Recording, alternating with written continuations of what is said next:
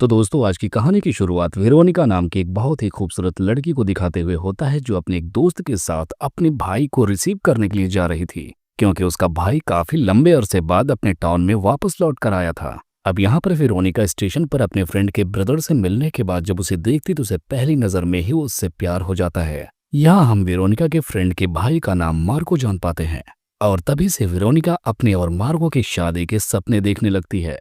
और घर जाने के बाद वो अपनी मॉम से भी उस बारे में बात करती है कि वो मार्को नाम के एक लड़के से शादी करना चाहती है। अब हम देखते हैं वेरोनिका अपनी मॉम से थोड़ी बहुत बातें करने के बाद घर में जाकर एक पोएट्री लिखने लगती है। तभी वहां पर मार्को भी आ जाता है और वेरोनिका को वो अपनी पोएट्रीज पढ़कर सुनाता है। यहाँ पर मार्को को लगता है कि वेरोनिका काफी ज्यादा जवान है, इसी वजह से इनके बीच कुछ भी नहीं हो सकता। लेकिन वेरोनिका को उससे पहले ही उसे प्यार हो चुका था और इस दौरान ये दोनों खुद को रोक नहीं पाते, जिसके चलते ये दोनों एक दूसरे को किस कर लेते हैं। हम देखते हैं एक लंबा अरसा ये दोनों एक दूसरे के साथ गुजारते हैं।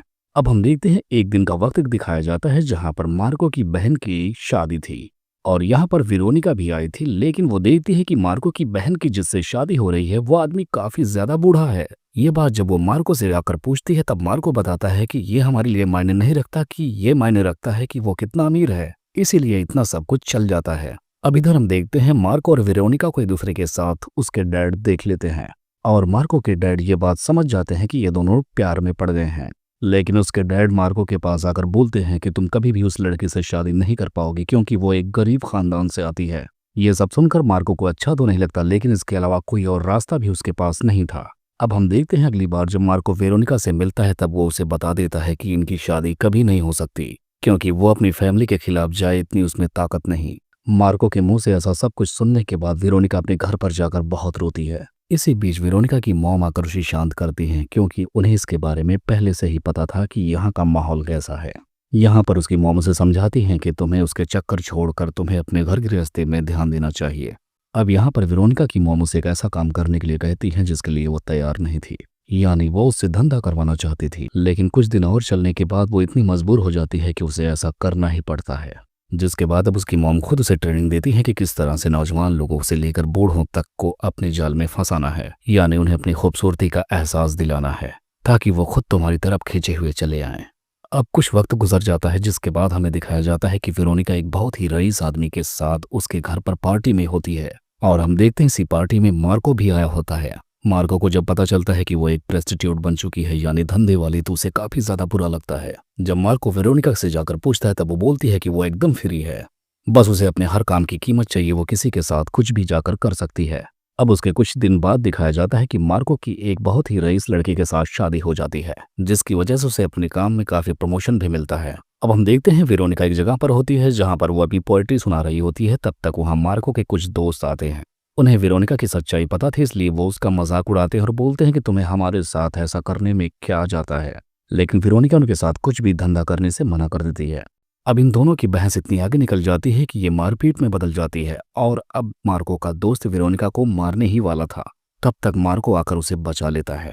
अब हम देखते हैं शाम होने के बाद मार्को को वेरोनिका की याद आती है तो वो उससे मिलने के लिए उसकी जगह पर चला जाता है और वहां पर वो दोनों जबरदस्त रोमांस करते हैं। यहाँ पर मार्को उससे बोलता है कि वो प्रेस्टिट्यूट का काम छोड़ दे क्योंकि वो उसे किसी और के साथ नहीं देख सकता, खासकर एक दिन में कई मर्दों के साथ। लेकिन यहाँ पर वेरोनिका उसे बहुत करारा जवाब देती है कि अगर तुम उस दिन मेरा हाथ थाम लेते तो मुझे आज इस जगह पर नहीं होना पड़ता। अब कुछ टाइम बाद हमें दिखाया जाता है कि मार्को जिस शिप पर काम करता है उसमें कुछ मसला हो गया है जिसके चलते उन्हें बाहर से एक ऑफिसर बुलवाना पड़ता है और ऑफिसर जब यहाँ पर आता है तो उसे अपना काम करने के बाद पता चलता है कि यहाँ पर बहुत खूबसूरत प्रोस्टिट्यूट्स मिलती हैं। जिसके बाद उसकी नज़र वेरोनिका पर पड़ती है तो वो उसके साथ फौरन इंटीमेट होने की जिज्ञासा करता है और मार्को जब ये सब कुछ देखता है तो उसे बिल्कुल अच्छा नहीं लगता। तब वेरोनिका से बोलती है कि मेरा काम है, मैं जैसे चाहूँ जिसके साथ चाहूँ कर सकती हूँ।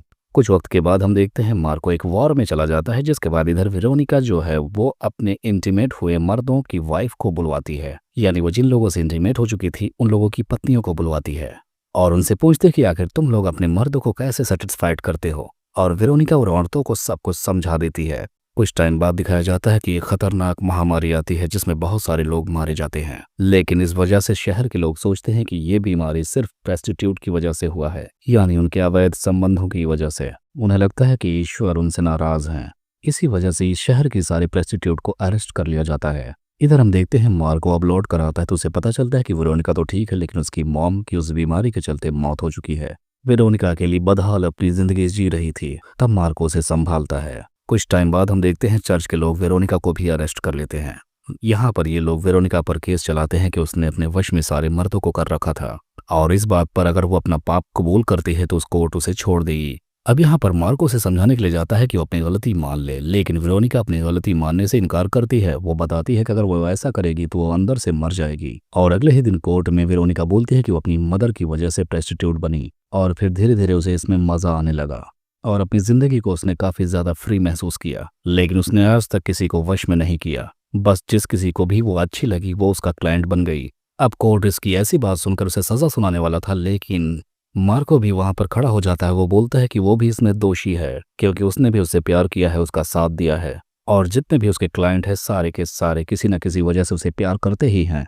और इस तरह से वेरोनिका के वहां पर मौजूद बाकी क्लाइंट्स भी एक एक करके उसके पक्ष में खड़े हो जाते हैं। और इन क्लाइंट्स में यही नहीं, एक चर्च का भी आदमी था। मार्को उसका नाम लेने ही वाला था, इससे पहले वो आदमी बोलता है कि ये इतना भी बड़ा अपराध नहीं है कि इसकी इतनी बड़ी सजा दी जाए, जिसके अगले सीन में हमें दिखाया जाता है कि कोर्ट वेरोनिका को छोड़ देती है और आखिरकार वेरोनिका और मार्को एक दूसरे के गले लगते हैं। इससे हमें पता चलता है कि इनका प्यार बरकरार है और आगे भी बना रहेगा।